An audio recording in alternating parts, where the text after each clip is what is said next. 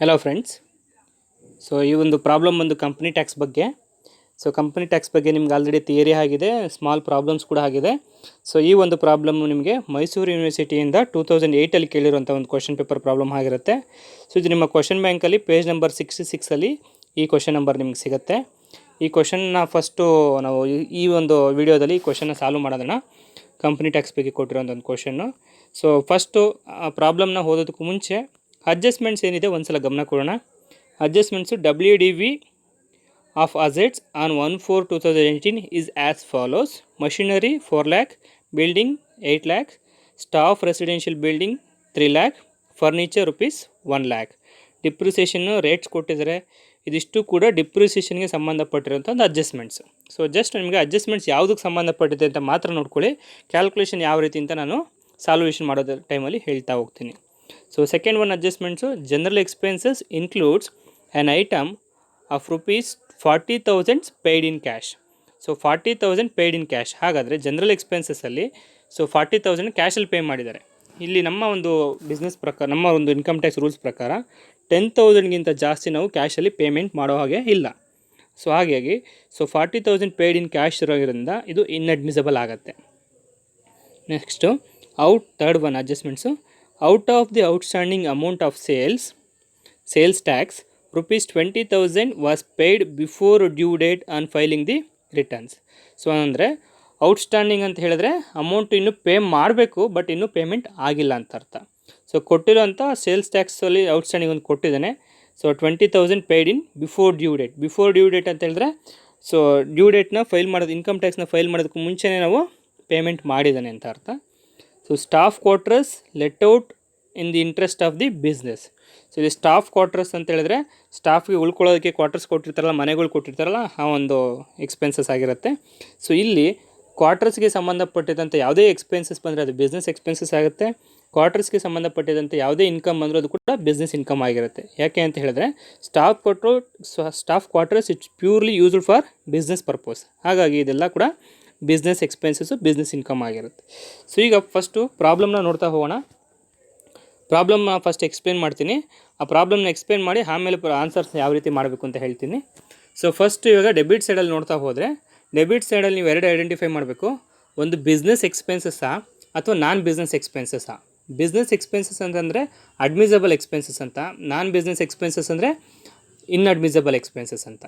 So business expenses ಯಾವುದೇ ಬಂದರೂ ಕೂಡ ಅದನ್ನ ಇಗ್ನೋರ್ ಮಾಡಬೇಕು, ಏನೂ ಮಾಡೋ ಹೋಗಿಲ್ಲ. ನಾನ್ ಬಿಸ್ನೆಸ್ ಎಕ್ಸ್ಪೆನ್ಸಸ್ ಆಗಿದ್ದರೆ ಅದನ್ನು ಪ್ರಾಬ್ಲಮ್ ಮಾಡಬೇಕಾದ್ರೆ ಅದನ್ನು ಆ್ಯಡ್ ಮಾಡ್ತಾ ಹೋಗಬೇಕಾಗತ್ತೆ. ಸೊ ಈಗ ಬಿಸ್ನೆಸ್ ಎಕ್ಸ್ಪೆನ್ಸಸ್ ಯಾವುದು, ನಾನ್ ಬಿಸ್ನೆಸ್ ಎಕ್ಸ್ಪೆನ್ಸಸ್ ಯಾವುದು ಅಂತ ನೋಡ್ತಾ ಹೋಗೋಣ. ನಮಗೆ ಇರೋದು 4 adjustments. So first one opening stock. So opening stock rupees 1 lakh. ಇದು ಬಿಸ್ನೆಸ್ ಎಕ್ಸ್ಪೆನ್ಸಸ್ ಆಗಿರುತ್ತೆ. ಯಾಕೆಂದರೆ ಯಾವುದೇ ರೀತಿ ಓವರ್ ವ್ಯಾಲ್ಯೂಷನ್, ಅಂಡರ್ ವ್ಯಾಲ್ಯೂಷನ್ ಬಗ್ಗೆ ನಮಗೆ ಎಕ್ಸ್ಪೆಂಡಿಚರ್ಸ್ ಇಲ್ಲ, ಅಥವಾ ಯಾವುದೋ ಅಡ್ಜಸ್ಟ್ಮೆಂಟ್ಸು ಇಲ್ಲ. So purchases, it's also business expenses. Freight is N business expenses.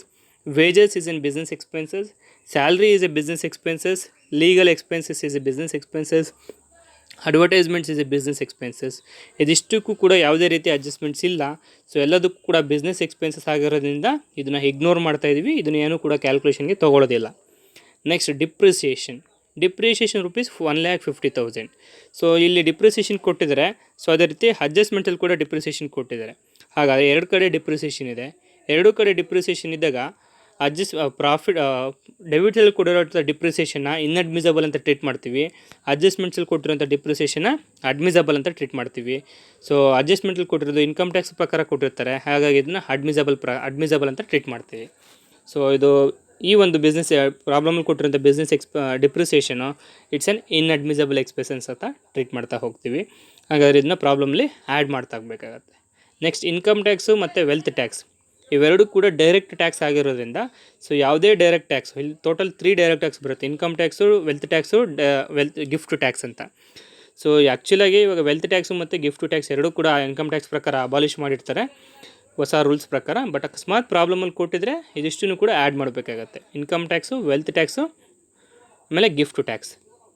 ಈ excise duty it's a business expenses, ಇದನ್ನ ಇಗ್ನೋರ್ ಮಾಡಬೇಕಾಗತ್ತೆ. ಸೇಲ್ಸ್ ಟ್ಯಾಕ್ಸ್ ಪೇಮೆಂಟ್ ಆಗಿದ್ದರೆ ಇದನ್ನ ಇಗ್ನೋರ್ ಮಾಡಬೇಕಾಗಿತ್ತು. ಇಲ್ಲಿ OS ಅಂತ ಹೇಳಿದ್ರೆ ಔಟ್ಸ್ಟ್ಯಾಂಡಿಂಗ್ ಅಂತ ಅರ್ಥ. ಹಾಗಾದರೆ ಇನ್ನೂ ಪೇಮೆಂಟ್ ಆಗಿಲ್ಲ ಅಂತ ಅರ್ಥ. ಎಷ್ಟಿದೆ ಪೇಮೆಂಟ್ ಆಗದೇ ಇರೋಂಥ ಅಮೌಂಟು 30,000 ಇದೆ. ಸೊ ಬಟ್ ನಿಮ್ಗೊಂದು ಅಡ್ಜಸ್ಟ್ಮೆಂಟ್ಸ್ ಇದೆ. So sales tax ₹20,000 paid before due date ಅಂತ ಥರ್ಡ್ ಒನ್ ಅಡ್ಜಸ್ಟ್ಮೆಂಟ್ಸ್ ಇದೆ. ಹಾಗಾದರೆ 30,000ಅಲ್ಲಿ 20,000ನ ಬಿಫೋರ್ ಡ್ಯೂ ಡೇಟ್ಗೂ ಮುಂಚೆನೇ ಪೇಮೆಂಟ್ ಆಗಿದೆ ಅಂತ ಅರ್ಥ. ಹಾಗಾದರೆ ಫಸ್ಟು ಔಟ್ಸ್ಟ್ಯಾಂಡಿಂಗ್ ಇಲ್ಲಿ ಸೇಲ್ಸ್ ಟ್ಯಾಕ್ಸ್ ಕೊಟ್ಟಿರೋದನ್ನ ಆ್ಯಡ್ ಮಾಡ್ತಾ ಹೋಗೋಣ, ಅಡ್ಜಸ್ಟ್ಮೆಂಟ್ಸಲ್ಲಿ ಕೊಟ್ಟಿರೋದನ್ನ ಲೆಸ್ ಮಾಡ್ತಾ ಹೋಗೋಣ. ಸೊ ಯಾಕಂತಂದರೆ ಇಲ್ಲಿ ಔಟ್ಸ್ಟ್ಯಾಂಡಿಂಗ್ ಅಂತ ಇದೆ, ಇದಕ್ಕೆ ಹಾಗಾಗಿ ಇದನ್ನು ಔಟ್ಸ್ಟ್ಯಾಂಡಿಂಗ್ ಯಾವುದೇ ಔಟ್ಸ್ಟ್ಯಾಂಡಿಂಗ್ ಇದ್ದರೂ ಇದನ್ನು ಆ್ಯಡ್ ಮಾಡ್ತಾ ಹೋಗಬೇಕಾಗತ್ತೆ. Next to bad debts ₹18,000. Bad debts ಯಾವಾಗಲೂ ಕೂಡ ಬಿಸ್ನೆಸ್ ಎಕ್ಸ್ಪೆನ್ಸಸ್ ಆಗಿರುತ್ತೆ. RBD ಅಂತಿದೆ, reserve for bad debts. So any reserves it's an inadmissible expenses. ಅದೇ ರೀತಿ RBD ಕೂಡ ಇನ್ಅಡ್ಮಿಸಬಲ್ ಎಕ್ಸ್ಪೆನ್ಸಸ್. ರೀಪೇರ್ಸ್ ಟು ಅಸೆಟ್ಸ್ನ ಯಾವುದೋ ಒಂದು ಫಿಕ್ಸ್ಡ್ ಅಸೆಟ್ಸ್ನ ರಿಪೇರ್ ಮಾಡೋದಕ್ಕೆ ದುಡ್ಡು ಖರ್ಚಾಗಿದೆ. ಇಲ್ಲಿ ರೀಪೇರ್ಸ್ ಆ್ಯಂಡ್ ಮೇಂಟೆನೆನ್ಸ್ ಅಂತ ತೊಗೋಬೇಕಾಗತ್ತೆ ಇದನ್ನು. ಹಾಗಾಗಿ ಇದನ್ನು ಕೂಡ ಬಿಸ್ನೆಸ್ ಎಕ್ಸ್ಪೆನ್ಸಸ್ ಅಂತಲೇ ತೊಗೋತೀವಿ. Staff welfare expenses. ಸೊ ನಮ್ಮ ಕಂಪ್ನಿಲಿರುವಂಥ ಎಂಪ್ಲಾಯೀಸ್ಗೆ ವೆಲ್ಫೇರ್ಗೋಸ್ಕರ ಅವರ ವೆಲ್ಫೇರ್ಗೋಸ್ಕರ ಎಕ್ಸ್ಪೆನ್ಸಸ್ ಆಗುತ್ತೆ, ಅದನ್ನು ಕೂಡ ಬಿಸ್ನೆಸ್ ಎಕ್ಸ್ಪೆನ್ಸಸ್ ಅಂತ ತೊಗೋತೀವಿ. Next one interest on bank ಓಡಿ ಅಂತ ಹೇಳಿದರೆ ಓವರ್ ಡ್ರಾಫ್ಟ್ ಅಂತ. ಅಂದರೆ ಬಿಸ್ನೆಸ್ಸಲ್ಲಿ ಅವ್ರ ಅಕೌಂಟಲ್ಲಿ ಇರೋದಕ್ಕಿಂತ ಜಾಸ್ತಿ ಅಮೌಂಟ್ನ ವಿತ್ಡ್ರಾ ಮಾಡಿದ್ದಾರೆ, ಅಂದರೆ ಬಿಸ್ನೆಸ್ ಪರ್ಪಸ್ಗೋಸ್ಕರ. ಹಾಗಾಗಿ ಅವರು ಇಂಟ್ರೆಸ್ಟ್ನ ಚಾರ್ಜ್ ಮಾಡಿದ್ದಾರೆ. So it is an business expenses. General expenses ₹1,40,000. So general ಎಕ್ಸ್ಪೆನ್ಸಸ್ಗೆ ಒಂದು ಅಡ್ಜಸ್ಟ್ಮೆಂಟ್ಸ್ ಇದೆ. Second one adjustments, general expenses includes an item of ₹40,000 paid in cash. So ಕ್ಯಾಶಲ್ಲಿ ಜನರಲ್ ಎಕ್ಸ್ಪೆನ್ಸಸ್ಸು 40,000 ಪೇ ಆಗಿದೆ.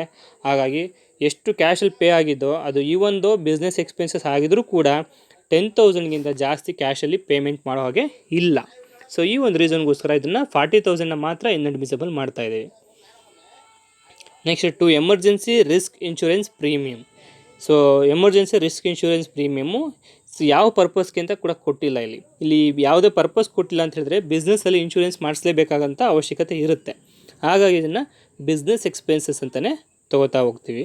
Next auditor fees, it's a business expenses. Director fees, it's a business expenses. Donation to PMNRF ಅಂದರೆ prime minister national relief fund. So ಯಾವುದೇ donation business ಅಮೌಂಟಿಂದ ಕೊಡಬಾರ್ದು, ಅದನ್ನು profit and loss ಅಕೌಂಟಿಗೆ ತೊಗೋಬಾರ್ದು, ಅದನ್ನು ATGಗೆ ಡಿಡಕ್ಷನ್ಸಿಗೆ ಮಾತ್ರ ತೊಗೋಬೇಕಾಗತ್ತೆ. ಹಾಗಾಗಿ ಯಾವುದೇ ಡೊನೇಷನ್ ಇರಲಿ ಇಷ್ಟು ಇನ್ಅಡ್ಮಿಸಬಲ್ ಮಾಡಬೇಕಾಗತ್ತೆ. So donation to PMNRF is inadmissible.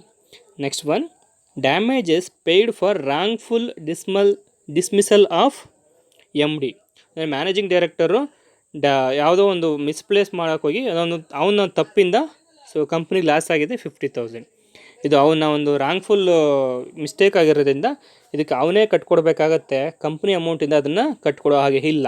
ಹಾಗಾಗಿ ಡ್ಯಾಮೇಜಸ್ ಏನು ಪೇಮೆಂಟ್ ಆಗಿದೆ ಇದು ಕೂಡ ಇನ್ಅಡ್ಮಿಸಬಲ್ ಆಗಬೇಕಾಗತ್ತೆ. ಯಾಕೆಂತಂದರೆ ಅವರು ಕೇರ್ಲೆಸ್ನೆಸ್ಸಿಂದ ಆಗಿರುವಂಥ ಕೆಲಸ ಇದು ಅಂತ. ನೆಕ್ಸ್ಟ್ ಡೊನೇಷನ್ ಇದೆ, ಅಗೇನ್ ಇದು ಕೂಡ ಇನ್ಅಡ್ಮಿಸಬಲ್ ಆಗಲೇಬೇಕು. ಮತ್ತು ATGಯಲ್ಲಿ ಮತ್ತೆ ಡಿಡಕ್ಷನ್ಸಿಗೆ ಬರುತ್ತೆ ಇದು. ಮತ್ತು ಡೊನೇಷನ್ ಟು ಪೊಲಿಟಿಕಲ್ ಪಾರ್ಟಿ ಇದು ಕೂಡ ಇನ್ಅಡ್ಮಿಸಬಲ್, ಯಾಕೆಂದರೆ ಎನಿ ಡೊನೇಷನ್ ಈಸ್ ಇನ್ಅಡ್ಮಿಸಬಲ್. ಇದು ಕೂಡ ಮತ್ತೆ ನಿಮಗೆ ಡಿಡಕ್ಷನ್ಸ್ಗೆ ಬರ್ತಾ ಹೋಗುತ್ತೆ. ಇದಿಷ್ಟು ಡೆಬಿಟ್ ಸೈಡಲ್ಲಿರುವಂಥದ್ದು. ಸೊ ನೆಕ್ಸ್ಟ್ ಕ್ರೆಡಿಟ್ ಸೈಡಲ್ಲಿ ಸೊ ಎರಡು ಐಡೆಂಟಿಫೈ ಮಾಡಬೇಕು. ಒಂದು ಬಿಸ್ನೆಸ್ ಇನ್ಕಮ್ಮು, ಇನ್ನೊಂದು ಬಿಸ್ನೆಸ್ಗೆ ಸಂಬಂಧಪಡ್ದಿರೋಂಥ ಇನ್ಕಮ್. ಬಿಸ್ನೆಸ್ ಇನ್ಕಮ್ ಆಗಿದರೆ ಇಗ್ನೋರ್ ಮಾಡಬೇಕು, ಏನೂ ಮಾಡೋ ಅವಶ್ಯಕತೆ ಇಲ್ಲ. ಬಿಸ್ನೆಸ್ಸಿಗೆ ಸಂಬಂಧಪಡದೇ ಇರೋಂಥ ಇನ್ಕಮ್ ಏನಾದರೂ ಇದ್ದರೆ ಅದನ್ನು ಅಷ್ಟನ್ನು ಕೂಡ ಲೆಸ್ ಮಾಡಬೇಕಾಗತ್ತೆ. ಯಾವ ರೀತಿ ನಾವು ಡೆಬಿಟ್ ಸೈಡಲ್ಲಿರೋದನ್ನ ಬಿಸ್ನೆಸ್ ಎಕ್ಸ್ಪೆನ್ಸಸ್ ಆ್ಯಡ್ ಮಾಡಿದ್ದೀವಿ, ಬಿಸ್ನೆಸ್ ಎಕ್ಸ್ಪೆನ್ಸಸ್ ಅಲ್ಲದೆ ಇರೋದನ್ನ. ಸೊ ಅದೇ ರೀತಿ ಇಲ್ಲಿ ಕೂಡ ಬಿಸ್ನೆಸ್ಗೆ ಸಂಬಂಧಪಡದಿರೋಂಥ ಯಾವುದೇ ಇನ್ಕಮ್ ಇರಲಿ, ಇದನ್ನು ನಾನ್ ಬಿಸ್ನೆಸ್ ಇನ್ಕಮ್ಮು ಅಥವಾ ಅದರ್ ಹಿಟ್ಸ್ ಯಾವುದೇ ಸಂಬಂಧಪಟ್ಟಿದಂಥ ಇನ್ಕಮ್ ಆಗಲಿ ಇದಿಷ್ಟನ್ನು ಕೂಡ ಲೆಸ್ ಮಾಡಬೇಕಾಗತ್ತೆ. ಸೊ ಸೇಲ್ಸು ಬಿಸ್ನೆಸ್ಸಿಗೆ ಸಂಬಂಧಪಟ್ಟಿರುವಂಥದ್ದಾಗಿರುತ್ತೆ. Closing stock is a business. STCG short term capital gain ಇದು ಅದರ್ ಹೆಡ್ಸಿಗೆ ಬರಬೇಕು, ಕ್ಯಾಪಿಟಲ್ ಗೇನಿಗೆ ಬರಬೇಕಾಗಿರೋದ್ರಿಂದ ಇದನ್ನು ಇಲ್ಲಿ ನಾವು ಲೆಸ್ ಮಾಡಬೇಕಾಗತ್ತೆ. LTCG it is also capital ಗೇನಿಗೆ ಬರಬೇಕಾಗಿತ್ತು, ಲೆಸ್ ಮಾಡಬೇಕಾಗತ್ತೆ. Share premium it is a ಬಿಸ್ನೆಸ್ಸಿಗೆ ಸಂಬಂಧಪಟ್ಟಿರುವಂಥ ಒಂದು ಅಮೌಂಟ್ ಆಗಿರುತ್ತೆ, ಇನ್ಕಮ್ ಆಗಿರುತ್ತೆ. By rent of staff quarters. So rent ಅಂತ ಬಂದ ತಕ್ಷಣ ನಮಗೆ ಇನ್ಕಮ್ ಫ್ರಮ್ ಹೌಸ್ ಪ್ರಾಪರ್ಟಿ ನೆನಪಾಗುತ್ತೆ, ಬಟ್ ಇದು ಸ್ಟಾಫ್ಗೆ ಸಂಬಂಧಪಟ್ಟಿರುವಂಥ ಕ್ವಾರ್ಟರ್ಸ್ ಆಗಿರೋದ್ರಿಂದ ಸೊ ಇಲ್ಲಿಗೆ ಬರೋಂಥ ಇನ್ಕಮ್ ಎಲ್ಲ ಕೂಡ ಬಿಸ್ನೆಸ್ ಇನ್ಕಮ್ಮೇ ಆಗಿರುತ್ತೆ. So bad debts recovered. So ಬ್ರಾಕೆಟಲ್ಲಿ ನಮಗೇನು ಮೆನ್ಷನ್ ಮಾಡಿಲ್ಲ, ಇದಕ್ಕೇನು ಅಡ್ಜಸ್ಟ್ಮೆಂಟ್ಸ್ ಇಲ್ಲ. ಅರ್ಲಿಯರ್ ಅಲೌಡ್ ಆಗಿದೆ ಅಥವಾ ಅರ್ಲಿಯರ್ ಡಿಸಲೌಡ್ ಆಗಿದೆ ಅಂತ ಏನೂ ಕೂಡ ಕೊಟ್ಟಿಲ್ಲ. ಹಾಗಾಗಿ ಇದು ಬಿಸ್ನೆಸ್ ಎಕ್ಸ್ಪೆನ್ಸಸ್ ಬಿಸ್ನೆಸ್ ಇನ್ಕಮ್ ಆಗುತ್ತೆ. ಡಿಸಲೌಡ್ ಅರ್ಲಿಯರ್ ಅಂತ ಕೊಟ್ಟಿದ್ರೆ ಇದು ನಾನ್ ಬಿಸ್ನೆಸ್ ಇನ್ಕಮ್ ಆಗಿರುತ್ತೆ. ಇಲ್ಲೇನೂ ಮೆನ್ಷನ್ ಮಾಡಿಲ್ಲ, ಹಾಗಾಗಿ ಇದು ಬಿಸ್ನೆಸ್ ಇನ್ಕಮ್ ಅಂತಲೇ ಕನ್ಸಿಡರ್ ಮಾಡಬೇಕಾಗತ್ತೆ. Next one, by interest on government securities. ಇದು ಅದರ್ ಇನ್ಕಮ್ಗೆ ಬರಬೇಕಾಗಿತ್ತು, ಸೊ ಬಟ್ ಇಲ್ಲಿ ತೊಗೊಂಡಿರೋದನ್ನ ಇದನ್ನು ಲೆಸ್ ಮಾಡಬೇಕಾಗತ್ತೆ. By refund of I T. Refund of I ಟಿನ ನಾವು ಇಲ್ಲಿ ಕನ್ಸಿಡರ್ ಮಾಡೋ ಹಾಗಿಲ್ಲ, so it is an other income, ಇದನ್ನು ಕೂಡ ಇಲ್ಲಿ ಲೆಸ್ ಮಾಡಬೇಕಾಗತ್ತೆ. Dividend from Indian company, it's an other income and also exempted income, ಹಾಗಾಗಿ ಇದನ್ನ ಇಲ್ಲಿ ಲೆಸ್ ಮಾಡ್ತಾ ಹೋಗಬೇಕಾಗತ್ತೆ. ಡಿವಿಡೆಂಡ್ ಫ್ರಮ್ ಫಾರಿನ್ ಕಂಪನಿ, ಇದು ಕೂಡ ಅದರ್ ಇನ್ಕಮ್ಸ್ಗೆ ಬರಬೇಕಾಗಿತ್ತಂಥ ಇನ್ಕಮ್ಮು, ಅದು ಕೂಡ ಲೆಸ್ ಮಾಡ್ತಾ ಹೋಗ್ತೀವಿ. Interest on bank deposits. Bank deposits ಕೂಡ ಇಸ್ ಆಲ್ಸ್ ಅನ್ ಅದರ್ ಇನ್ಕಮ್, ಇದು ಕೂಡ ಅದರ್ ಇನ್ಕಮಲ್ಲಿ ಬರಬೇಕಾಗಿದ್ದಂಥದ್ದು. ಹಾಗಾಗಿ ಇದಿಷ್ಟು ಅದರ್ ಇನ್ಕಮ್ಗೆ ಸಂಬಂಧಪಟ್ಟಿರೋಂಥ ಇನ್ಕಮ್ಸ್ನ ಸೊ ನಾವೊಂದು ಈ ಪ್ರಾಬ್ಲಮಲ್ಲಿ ಲೆಸ್ ಮಾಡ್ತಾ ಹೋಗ್ತೀವಿ. ಇದಿಷ್ಟು ನಿಮಗೆ ಪ್ರಾಬ್ಲಮ್ಗೆ ಸಂಬಂಧಪಟ್ಟಿದ್ದಂಥ ಒಂದು ಎಕ್ಸ್ಪ್ಲನೇಷನು. ಈಗ ಆನ್ಸರ್ ಯಾವ ರೀತಿ ಮಾಡೋದು ಅಂತ ನೋಡ್ತಾ ಹೋಗೋಣ. ಸೊ ನಿಮಗೆ ಗೊತ್ತಿರೋ ಪ್ರಕಾರ ಸೊ ನಿಮಗೆ ಕ್ಯಾಲ್ಕುಲೇಷನ್ ಮಾಡೋದಕ್ಕೆ ಟೋಟಲ್ಲು 4 ಸ್ಟೆಪ್ಸ್ ಇದೆ. ಸೊ ಸ್ಟೆಪ್ ಬೈ ಸ್ಟೆಪ್ ಇದನ್ನ ಕ್ಯಾಲ್ಕುಲೇಷನ್ ಮಾಡ್ತಾ ಹೋಗೋಣ. ಫಸ್ಟ್ ಇದು ಕಂಪ್ನಿ ಟರ್ನ್ ಓವರ್ ಎಷ್ಟಿದೆ ಅಂತ ನೋಡಿದಾಗ ಸೊ ಓವರಾಲ್ ನಮಗೆ ಬ್ಯಾಲೆನ್ಸ್ ಬಂದು 42 ಲ್ಯಾಕ್ಸ್ ಇದೆ, ಮತ್ತು ಸೇಲ್ಸ್ ಬಂದು 36 ಲ್ಯಾಕ್ಸ್ ಇರೋದ್ರಿಂದ ಸೊ ನಿಮ್ಗೆ ಇದನ್ನು ಲೆಸ್ ದೆನ್ 250 crores ಅಂತ ಡಿಸೈಡ್ ಮಾಡಬೇಕಾಗತ್ತೆ. ಅಂದರೆ company overall turnover 250 crores ಕಡಿಮೆ ಇದೆ ಅಂತ ಟ್ಯಾಕ್ಸ್ ಪರ್ಪಸ್ಗೋಸ್ಕರ. ಸೊ ನೆಕ್ಸ್ಟ್ ಫಸ್ಟು ಪ್ರಾಬ್ಲಮ್ ಮಾಡಬೇಕಾದ್ರೆ ಇನ್ಕಮ್ ಫ್ರಮ್ ಬಿಸ್ನೆಸ್ ಮಾಡಬೇಕು. ಇನ್ಕಮ್ ಫ್ರಮ್ ಬಿಸ್ನೆಸ್ ಮಾಡಬೇಕಾದ್ರೆ ಫಸ್ಟು ನಮ್ಗೆ ತುಂಬ ಇಂಪಾರ್ಟೆಂಟಾಗಿ ಏನು ಐಡೆಂಟಿಫೈ ಮಾಡ್ಕೋಬೇಕು, ಟ್ಯಾಕ್ಸಬಲ್ ಇನ್ಕಮ್ ಫ್ರಮ್ ಬಿಸ್ನೆಸ್ನ ಐಡೆಂಟಿಫೈ ಮಾಡಬೇಕು. Taxable income from business identify ಮಾಡೋದಕ್ಕೆ ನಿಮ್ಗೆ ಆಲ್ರೆಡಿ ಫಾರ್ಮೆಟ್ನ ನಾನು ಹೇಳಿದ್ದೀನಿ ಲಾಸ್ಟ್ ವೀಡಿಯೋದಲ್ಲಿ. ಸೊ ಈ ಒಂದು ವೀಡಿಯೋದಲ್ಲಿ ಪ್ರಾಬ್ಲಮ್ನ ಯಾವ ರೀತಿ ಕ್ಯಾಲ್ಕುಲೇಷನ್ ಮಾಡೋದು ಅಂತ ನೋಡ್ತಾ ಹೋಗೋಣ. First net profit as per P and L account. P and L account ಪ್ರಕಾರ ನೆಟ್ ಪ್ರಾಫಿಟ್ ಎಷ್ಟು ಬಂದಿರುತ್ತೆ ಅದನ್ನು ಔಟರ್ ಕಾಲಮಲ್ಲಿ ತೊಗೋಬೇಕು. ಸೊ ನೆಕ್ಸ್ಟು ಇನ್ಅಡ್ಮಿಸಬಲ್ ಎಕ್ಸ್ಪೆನ್ಸಸ್ ಏನಾದ್ರು ಇದ್ದರೆ ಆ್ಯಡ್ ಮಾಡ್ತಾ ಹೋಗಬೇಕು. ಇನ್ಅಡ್ಮಿಸಬಲ್ ಎಕ್ಸ್ಪೆನ್ಸಸ್ ಅಂದ್ರೇನು, ಬಿಸ್ನೆಸ್ಗೆ ಸಂಬಂಧ ಪಡದೇ ಇರೋಂಥ ಎಕ್ಸ್ಪೆಂಡಿಚರ್ಸ್. ಸೊ ಈಗ ಆಲ್ರೆಡಿ ನಾವು ಡಿಸ್ಕಷನ್ ಮಾಡಿದ್ದೀವಿ, ಡಿಪ್ರಿಸಿಯೇಷನ್ ಆಗಲಿ, ಇನ್ಕಮ್ ಟ್ಯಾಕ್ಸ್ ಆಗಲಿ, wealth tax, sales tax outstanding, ಇದಿಷ್ಟು ಕೂಡ ಇನ್ಅಡ್ಮಿಸಬಲ್. ಸೇಲ್ಸ್ ಟ್ಯಾಕ್ಸ್ ಔಟ್ಸ್ಟ್ಯಾಂಡಿಂಗು 30,000 ಇದೆ. ಸೊ ಮತ್ತೆ ಅಡ್ಜಸ್ಟ್ಮೆಂಟ್ಸಲ್ಲಿ ಇನ್ನೊಂದು ಅಡ್ಜಸ್ಟ್ಮೆಂಟ್ಸ್ ಇದೆ, ಅದನ್ನ ಯಾವ ರೀತಿ ಟ್ರೀಟ್ ಮಾಡೋದು ಅಂತ ನೋಡೋಣ. ಫಸ್ಟ್ ಇದನ್ನು ಇಲ್ಲಿ ಇನ್ಅಡ್ಮಿಸಬಲ್ ಮಾಡ್ತಾಯಿದ್ದೀವಿ. ಮತ್ತು RBD reserve for bad debts, ಇದನ್ನು ಕೂಡ ಇನ್ಅಡ್ಮಿಸಬಲ್ ಮಾಡಿದ್ದೀವಿ. ಡೊನೇಷನ್ ಟು PMNRF, ಅದು ಕೂಡ ಇನ್ಅಡ್ಮಿಸಬಲ್ ಮಾಡಿದ್ದೀವಿ. Damages paid for wrongful dismissal of by MD, inadmissible ಮಾಡಿದ್ದೀವಿ, ಅಂದರೆ ಆ್ಯಡ್ ಮಾಡ್ತಾ ಹೋಗ್ತಾ ಇದ್ದೀವಿ. Donation to PMDRF, prime minister drought relief fund, ಅದನ್ನು ಕೂಡ ಇನ್ಅಡ್ಮಿಸಬಲ್ ಮಾಡ್ತಾ ಇದ್ದೀವಿ. Next donation to political party, it is also inadmissible. ಹಾಗೆ ಕ್ಯಾಶ್ ಪೇಮೆಂಟ್ಸ್ ಆಗಿರೋದ್ರಿಂದ, ಜನರಲ್ ಎಕ್ಸ್ಪೆನ್ಸಸ್ಸಲ್ಲಿ ಕ್ಯಾಶ್ ಪೇಮೆಂಟ್ ಆಗಿರೋದ್ರಿಂದ ಎಷ್ಟು ಕ್ಯಾಶ್ ಪೇಮೆಂಟ್ ಆಗಿದೆ 40,000, ಅದನ್ನು ಇನ್ಅಡ್ಮಿಸಬಲ್ ಮಾಡ್ತಾ ಇದ್ದೀವಿ. ಇದಿಷ್ಟು ಇನ್ಅಡ್ಮಿಸಬಲ್ ಆಗಿರೋಂಥ ಒಂದು ಎಕ್ಸ್ಪೆಂಡಿಚರ್ಸ್ನ ನಾವಿಲ್ಲಿ ಆ್ಯಡ್ ಮಾಡ್ತಾ ಇದ್ದೀವಿ. ಇದಿಷ್ಟು ಎಲ್ಲಿ ಸಿಕ್ತು ಅಂತ ಹೇಳಿದ್ರೆ ನಮಗೆ ಪ್ರಾಫಿಟ್ ಆ್ಯಂಡ್ ಲಾಸ್ ಅಕೌಂಟಲ್ಲಿ ಡೆಬಿಟ್ ಸೈಡಲ್ಲಿ ಸಿಕ್ಕಿರೋಂಥ ನಾನ್ ಬಿಸ್ನೆಸ್ ಎಕ್ಸ್ಪೆನ್ಸಸ್, ಬಿಸ್ನೆಸ್ಗೆ ಸಂಬಂಧ ಪಡದೇ ಇರೋಂಥ ಎಕ್ಸ್ಪೆನ್ಸಸ್. ಇದಿಷ್ಟು ಏನು ಮಾಡಬೇಕಾಗತ್ತೆ, ಇನ್ಅಡ್ಮಿಸಬಲ್ ಅಂತ ಹೆಡ್ಡಿಂಗ್ ಹಾಕ್ಕೊಂಡು ಅದಷ್ಟನ್ನು ಕೂಡ ಆ್ಯಡ್ ಮಾಡ್ತಾ ಹೋಗಬೇಕಾಗತ್ತೆ. ಇದಿಷ್ಟು ಆ್ಯಡ್ ಮಾಡಬೇಕಾದಂಥ ಅಮೌಂಟು. ನೆಕ್ಸ್ಟ್ ಇನ್ನೂ ಕೂಡ over valuation of opening stock, under valuation of closing stock, ಇಲ್ಲಿ ಯಾವುದೂ ಅಡ್ಜಸ್ಟ್ಮೆಂಟ್ಸ್ ಇಲ್ಲ, ಹಾಗಾಗಿ ಅವೆರಡನ್ನೂ ಕೂಡ ಏನು ಕನ್ಸಿಡರ್ ಮಾಡಿಲ್ಲ. ಸೊ ಇದಿಷ್ಟು ಬಿಸ್ನೆಸ್ಸಿಗೆ ಸಂಬಂಧಪಟ್ಟಿರೋಂಥದ್ದು. ನೆಕ್ಸ್ಟು ಲೆಸ್ ಮಾಡಬೇಕಾಗಿರೋದು ಫಸ್ಟ್ ಇಲ್ಲಿ ಕ್ರೆಡಿಟ್ ಸೈಡಲ್ಲಿ ಇರೋಂಥ ಲೆಸ್ ಮಾಡೋಣ. ಕ್ರೆಡಿಟ್ ಸೈಡಲ್ಲಿ ಬಿಸ್ನೆಸ್ಗೆ ಸಂಬಂಧ ಪಡದೇ ಇರೋಂಥ ಇನ್ಕಮ್ ಯಾವ್ಯಾವ್ದಿದೆ ಅಂತ ಹೇಳಿದ್ದೀನಿ, ಅದಷ್ಟನ್ನು ಕೂಡ ಇಲ್ಲಿ ಲೆಸ್ ಮಾಡ್ತಾ ಹೋಗಬೇಕಾಗತ್ತೆ.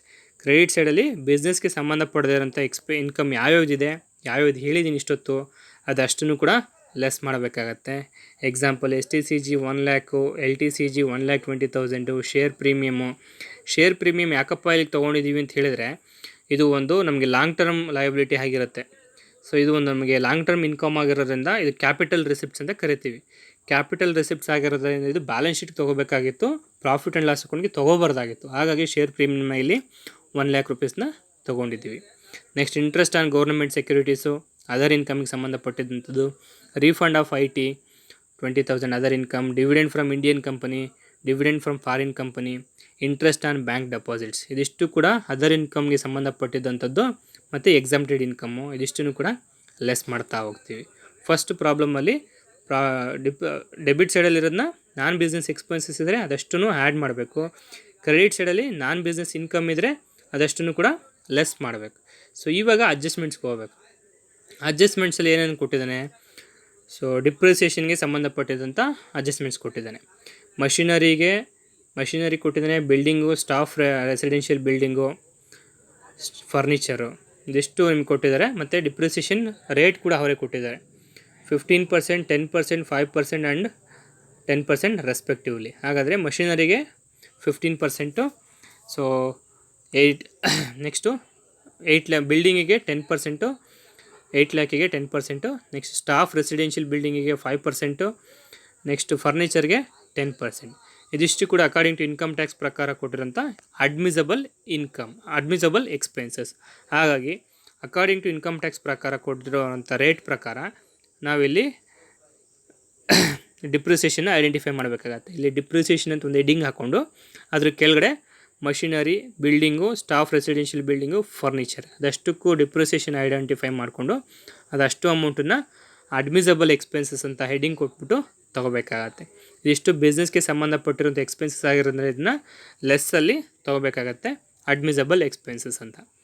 ನೆಕ್ಸ್ಟ್ ಏನು ಅಡ್ಜಸ್ಟ್ಮೆಂಟ್ಸ್ ಇದೆ, general expenses includes an item of ₹40,000 paid in cash. ಇದನ್ನು ಆಲ್ರೆಡಿ ನಾವು ಇಲ್ಲಿ ತೊಗೊಂಡಿದ್ದೀವಿ. ಜನರಲ್ ಎಕ್ಸ್ಪೆನ್ಸಸ್ನ ಕ್ಯಾಶ್ ಪೇಮೆಂಟ್ನ ಆ್ಯಡ್ ಮಾಡಿದ್ದೀವಿ, ಇನ್ಅಡ್ಮಿಸಬಲ್ ಅಂತ ಮಾಡಿದ್ದೀವಿ ಇದನ್ನು.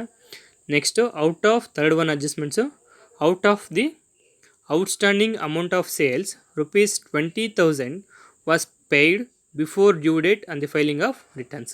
ಸೊ ಸೇಲ್ಸ್ ಟ್ಯಾಕ್ಸು 30,000 ಔಟ್ಸ್ಟ್ಯಾಂಡಿಂಗ್ ಇತ್ತು, ಅದನ್ನು ಆಲ್ರೆಡಿ ನಾವು ಇನ್ಅಡ್ಮಿಸಬಲ್ ಮಾಡಿದ್ದೋ. ಈಗ 20,000 ಅಡ್ಮಿಸಬಲ್ ಅಂತ ಹೇಳ್ತಾ ಇದ್ದಾರೆ, ಅಂದರೆ ಪೇಮೆಂಟ್ ಆಗಿದೆ ಬಿಫೋರ್ ಡ್ಯೂ ಡೇಟ್ ಅಂತ. ಹಾಗಾಗಿ ಸೇಲ್ಸ್ ಟ್ಯಾಕ್ಸ್ ಪೇಯ್ಡ್ ₹20,000 ಇದನ್ನ ಇನ್ಅಡ್ಮಿಸಬಲ್ ಅಂತ ಮಾಡಿ ಲೆಸ್ ಮಾಡಬೇಕಾಗತ್ತೆ. ಇದಿಷ್ಟು ಅಡ್ಜಸ್ಟ್ಮೆಂಟ್ಸು. ಥರ್ಡ್ ಒನ್ ಅಡ್ಜಸ್ಟ್ಮೆಂಟ್ಸು ಆಯಿತು. ಫೋರ್ತ್ ಒನ್ ಅಡ್ಜಸ್ಟ್ಮೆಂಟ್ಸು ಕೂಡ ಕನ್ಸಿಡರ್ ಮಾಡಿದ್ದೀವಿ ಕ್ಯಾಲ್ಕುಲೇಷನ್ಗೆ. ಇದಿಷ್ಟು ಎಲ್ಲ ಅಡ್ಜಸ್ಟ್ಮೆಂಟ್ಸ್ ಕನ್ಸಿಡರ್ ಮಾಡಿದ್ದೀವಿ. ಹಾಗಾದರೆ ನೆಟ್ ಪ್ರಾಫಿಟ್ಗೆ ಅಡ್ಮಿಸಬಲ್ನೆಲ್ಲ ಆ್ಯಡ್ ಮಾಡಿದ್ದೀವಿ, 16,80,000 ಬಂದಿದೆ. ಸೊ ಇನ್ಅಡ್ಮಿಸಬಲ್ನ ಲೆಸ್ ಮಾಡ್ತಾ ಹೋಗ್ತಾ ಇದ್ದೀವಿ, ಅಡ್ಮಿಸಬಲ್ ಎಕ್ಸ್ಪೆನ್ಸಸ್ನ ಲೆಸ್ ಮಾಡಿದ್ದೀವಿ, 14,95,000 ಬರುತ್ತೆ. ಅದೇ ರೀತಿ income not related to business income ಅದನ್ನು ಕೂಡ ಇಲ್ಲಿ ಲೆಸ್ ಮಾಡಿ, so taxable income from business ನಮಗೆ 10,95,000 ಆಗಿದೆ. ಇದಿಷ್ಟು ಬಿಸ್ನೆಸ್ಗೆ ಸಂಬಂಧಪಟ್ಟಿರೋಂಥ ಇನ್ಕಮ್. ಸೆಕೆಂಡ್ ಸ್ಟೆಪ್ಪಲ್ಲಿ ನಾವು ಟೋಟಲ್ ಇನ್ಕಮ್ನ ಕ್ಯಾಲ್ಕುಲೇಷನ್ ಮಾಡಬೇಕಾಗತ್ತೆ. ಇಲ್ಲಿ ಟೋಟಲ್ ಇನ್ಕಮ್ ನಮ್ಗೆ ಆಲ್ರೆಡಿ ಕೊಟ್ಟಿದ್ದಾರೆ, ನಾವು ಕ್ಯಾಲ್ಕುಲೇಷನ್ ಮಾಡಿದ್ದೀವಿ ಇವಾಗ. So income from house property ಯಾವುದೂ ಇಲ್ಲ ನಮಗೆ, ಯಾಕಂದರೆ ಯಾವುದು ರೆಂಟು ಬಂದಿರೋಂಥ ಒಂದು ರೆಂಟು ಅದು ಸ್ಟಾಫ್ ಕ್ವಾರ್ಟರ್ಸಿಂದ ಬಂದಿರೋದಾಗಿರೋದ್ರಿಂದ ಇದು ಬಿಸ್ನೆಸ್ ಇನ್ಕಮ್ ಆಗಿರುತ್ತೆ, ತೊಗೊಂಡಿದ್ದೀವಿ already. Income from business 10,95,000 identify ಮಾಡಿದ್ದೀವಿ. ಸೊ ಹಾಗಾಗಿ ಅದನ್ನು ಕೂಡ ತೊಗೋಬೇಕಾಗತ್ತೆ. ಇನ್ಕಮ್ ಫ್ರಮ್ ಕ್ಯಾಪಿಟಲ್ ಗೇನಲ್ಲಿ ಸೊ 2 ಕ್ಯಾಪಿಟಲ್ ಗೇನ್ ಇದೆ, ಒಂದು STCG LTCG 1 lakh 1,20,000 ಅವೆರಡು ಕೂಡ ತೊಗೊಂಡಿದ್ದೀವಿ. 2,20,000 ತೊಗೋಬೇಕಾಗತ್ತೆ. Next income from other sources ಯಾವ್ಯಾವ್ದು ಇನ್ಕಮ್ ಇದೆ ಇಲ್ಲಿ ಅಂತ ಹೇಳಿದ್ರೆ, interest on government securities, dividend from Indian company exempted ಆಗಿರೋದ್ರಿಂದ ಇದನ್ನು ಎಕ್ಸಾಮ್ಟ್ ಅಂತ ತೊಗೋಬೇಕಾಗತ್ತೆ. Next dividend from foreign company ಇದು ಟ್ಯಾಕ್ಸಬಲ್ ಆಗುತ್ತೆ. ಇಂಟ್ರೆಸ್ಟ್ ಆನ್ ಬ್ಯಾಂಕ್ ಡೆಪಾಸಿಟ್ ಇದು ಕೂಡ ಟ್ಯಾಕ್ಸಬಲ್ ಆಗುತ್ತೆ. ಹಾಗಾಗಿ ಇದಿಷ್ಟನ್ನು ಕೂಡ ಅದರ್ ಇನ್ಕಮಲ್ಲಿ ಆ್ಯಡ್ ಮಾಡಿದ್ದೀವಿ. ಅದರ್ ಇನ್ಕಮ್ ಟೋಟಲ್ ಬಂದು 50,000 ಆಯಿತು. 4 ಹೆಡ್ನ ಇನ್ಕಮ್ನ ಕ್ಯಾಲ್ಕುಲೇಷನ್ ಮಾಡಿದ್ರೆ ಗ್ರಾಸ್ ಟೋಟಲ್ ಇನ್ಕಮ್ ಬರುತ್ತೆ ₹13,65,000. ಇದಿಷ್ಟು gross total income. Gross total ಇನ್ಕಮ್ಗೆ ಡಿಡಕ್ಷನ್ಸ್ ಕೊಡಬೇಕಾಗುತ್ತೆ under section 80C to 80U ಈ 80Cಯಲ್ಲಿ ಎಷ್ಟು ಡಿಡಕ್ಷನ್ಸ್ ಯಾವ್ಯಾವುದಿದೆ, 80Gಯಲ್ಲಿ ಅಂತ ಹೇಳಿದ್ರೆ ಡೊನೇಷನ್ ಇದೆ ನಮಗೆ. ಸೊ ಟೋಟಲ್ 3 ಡೊನೇಷನ್ಸ್ ಇದೆ. ಫಸ್ಟ್ ಒನ್ ಡೊನೇಷನ್ನು PMNRF, ಇದಕ್ಕೆ ಯಾವುದು ಲಿಮಿಟೇಷನ್ಸ್ ಇರೋದಿಲ್ಲ, ಅದು 100% ಆಗಿರುತ್ತೆ. ಸೊ 15 lakh ಡೊನೇಷನ್ ಮಾಡಿದರೆ 15 lakhsನ ಫುಲ್ಲು ಕೂಡ ಡಿಡಕ್ಷನ್ಸ್ ಕೊಡಬೇಕಾಗತ್ತೆ. ನೆಕ್ಸ್ಟು PMDRF ಅಂದರೆ prime minister national drought relief fund, ಇದು 50% ಮಾತ್ರ ಇದಕ್ಕೆ ಎಲಿಜಿಬಿಲಿಟಿ ಇರುತ್ತೆ ಅಕಾರ್ಡಿಂಗ್ ಟು 80G ಪ್ರಕಾರ. ಸೊ 1 lakhಗೆ 10% ಅಂದರೆ ಸೊ 10,000ಗೆ 50% ಮಾಡ್ಕೋಬೇಕು. ಇದು 10% ಆಗಿದೆ, ಇದು 15% ಅಂತ ಮಾಡ್ಕೊಳ್ಳಿ, 50% ಸೊ 10 lakh ಡೊನೇಷನ್ ಕೊಟ್ಟಿದ್ರೆ 10,000 ಡೊನೇಷನ್ ಕೊಟ್ಟಿದ್ರೆ 50% ಅಂತ ಹೇಳಿದ್ರೆ 5,000 ಬರುತ್ತೆ. Next donation to political party 30,000, ಇದು ಕೂಡ ಯಾವಾಗಲೂ ಅಂಡರ್ ಸೆಕ್ಷನ್ 80GGBಯಲ್ಲಿ ಇದು ಫುಲ್ ಡಿಡಕ್ಷನ್ಸು ಸಿಗುತ್ತೆ. ಸೊ ಹಾಗಾದರೆ ಡಿಡಕ್ಷನ್ಸ್ ಎಲ್ಲ ಟೋಟಲ್ ಮಾಡಿದ್ರೆ 50,000 ಆಯಿತು. ಸೊ ಡಿಡಕ್ಷನ್ಸ್ನ ಲೆಸ್ ಮಾಡಿದ್ರೆ ನಮಗೆ ಸಿಗ್ತಾ ಇರೋಂಥ ಅಮೌಂಟು ಟ್ಯಾಕ್ಸಬಲ್ ಇನ್ಕಮ್ ಅಂದರೆ ಟೋಟಲ್ ಟ್ಯಾಕ್ಸಬಲ್ ಇನ್ಕಮ್ 13,15,000. ಇದಿಷ್ಟು ನಮಗೆ ಟ್ಯಾಕ್ಸಬಲ್ ಇನ್ಕಮ್ ಆಗಿರೋಂಥದ್ದು. ಸೊ ಈ ಒಂದು ಟ್ಯಾಕ್ಸಬಲ್ ಇನ್ಕಮ್ಸ್ಗೆ ನಾವು ಥರ್ಡ್ ಸ್ಟೆಪ್ಪಲ್ಲಿ ನಾವು ಟ್ಯಾಕ್ಸ್ ಲಯಬಿಲಿಟಿನ ಫೈಂಡ್ ಔಟ್ ಮಾಡ್ತಾ ಹೋಗ್ತೀವಿ. ಟ್ಯಾಕ್ಸ್ ಲಯಬಿಲಿಟಿ ಫೈಂಡ್ ಔಟ್ ಮಾಡ್ಬೇಕಂತ ಹೇಳಿದ್ರೆ ಫಸ್ಟ್ ನಿಮಗೆ ಟ್ಯಾಕ್ಸ್ ಆನ್ STCG ತೊಗೋಬೇಕು. STCG ಅಂಡರ್ ಸೆಕ್ಷನ್ 111A ಇದ್ದರೆ, ಇಲ್ಲಿ ಕೊಟ್ಟಿರೋಂಥ STCG ಯಾವ 111A ಅಂತ ಯಾವುದು ಕೂಡ ಇಲ್ಲಿ ಮೆನ್ಷನ್ ಆಗಿಲ್ಲ.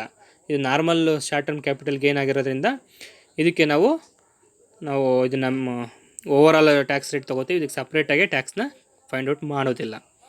ಸೊ ಹಾಗಾಗಿ ಇನ್ನೊಂದು ಉಳಿದಿರೋದು ಟ್ಯಾಕ್ಸ್ ಆನ್ LTCG ಪ್ರಾಬ್ಲಮನ್ನು ಕೊಟ್ಟಿದ್ದಾರೆ.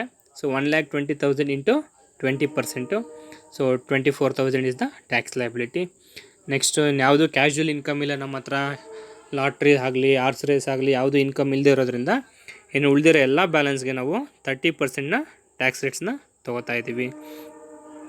ಸೊ ಎಷ್ಟು ಅಮೌಂಟ್ ಇದೆ? 13,15,000ಅಲ್ಲಿ ಈಗ ಆಲ್ರೆಡಿ 1,00,000ಗೆ 1,20,000 ಕಟ್ ಮಾಡಿದ್ದೀವಿ. 1,20,000 ಟ್ಯಾಕ್ಸ್ ಮಾಡಿರೋದ್ರಿಂದ ಇನ್ನು ಉಳಿದಿರೋ 11,95,000ಗೆ 30% ಟ್ಯಾಕ್ಸ್ ರೇಟ್ಸ್ ಮಾಡ್ತಾ 3,58,500 ಇದು ನಮ್ಗೆ ಅಮೌಂಟ್ ಬರುತ್ತೆ. ಅದರ ಜೊತೆಗೆ ಸರ್ಚಾರ್ಜ್ ಮಾಡ್ತಾಯಿದ್ದೀವಿ ಇಲ್ಲಿ.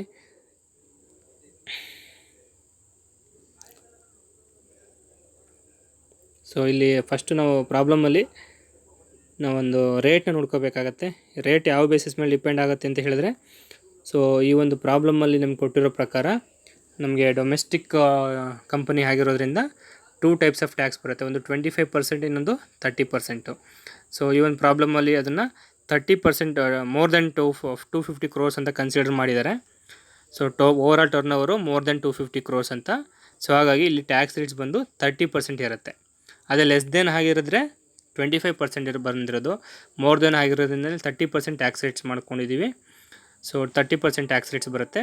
ಅದ್ರ ಜೊತೆಗೆ ನಿಮಗೆ ಇಲ್ಲಿ ಸರ್ಚಾರ್ಜ್ ಅಪ್ಲಿಕಬಲ್ ಆಗುತ್ತೆ. ಸರ್ಚಾರ್ಜ್ ನಿಮಗೆ ಅಲ್ಲಿ ಚಾರ್ಟ್ ಕೊಟ್ಟಿದ್ದೀನಿ ಲಾಸ್ಟ್ ವೀಡಿಯೋದಲ್ಲಿ. ಸೊ 1 crore ಕಡಿಮೆ ಇದ್ದರೆ ಸರ್ಚಾರ್ಜ್ ಇರೋದಿಲ್ಲ. ಸೊ ಇಲ್ಲಿ ಸರ್ಚಾರ್ಜ್ ಇರೋದ್ರಿಂದ ರೇಟ್ ಒಂದು ಸಲ ನೋಡ್ಕೊಳ್ಳಿ ಎಷ್ಟಿರುತ್ತೆ ಅಂತ. ಸರ್ಚಾರ್ಜು ಆ್ಯಡ್ ಮಾಡ್ಕೊಂಡಿದ್ದೀವಿ. ಸೊ ಮತ್ತು health and education cess so ಬಂದಿರೋಂಥ ಅಮೌಂಟ್ಗೆ 3,82,500 ಇಂಟು 4% ಮಾಡ್ಕೊಂಡಾಗ 15,300 ಬರುತ್ತೆ. ಸೊ ಟೋಟಲ್ ಟ್ಯಾಕ್ಸ್ ಲಯಬಿಲಿಟಿ ಬಂದು 3,97,800 ಆಗಿರುತ್ತೆ. ಸೊ ಇನ್ಯಾವುದು TDS ಮತ್ತು ಅಡ್ವಾನ್ಸ್ ಟ್ಯಾಕ್ಸು ಯಾವುದು ಪೇಮೆಂಟ್ ಕಟ್ ಆಗಿಲ್ಲ. ಹಾಗಾಗಿದ್ರೆ ಲೆಸ್ ಮಾಡಿದ್ರೆ ಉಳಿದಿರೋಂಥ ಟ್ಯಾಕ್ಸ್ ಲಯಬಿಲಿಟಿ ಬಂದು 3,97,800. ಇದಿಷ್ಟು ನಿಮ್ಮ ಒಂದು ಪ್ರಾಬ್ಲಮ್ಗೆ ಸಂಬಂಧಪಟ್ಟಿರೋದು ಒಂದು ಸೊಲ್ಯೂಷನ್ಸು. ಇಲ್ಲಿ ಏನಾದರೂ ಡೌಟ್ ಇದ್ದರೆ ನಿಮಗೆ ಕಮೆಂಟ್ ಮಾಡ್ಬೋದು. Thank you.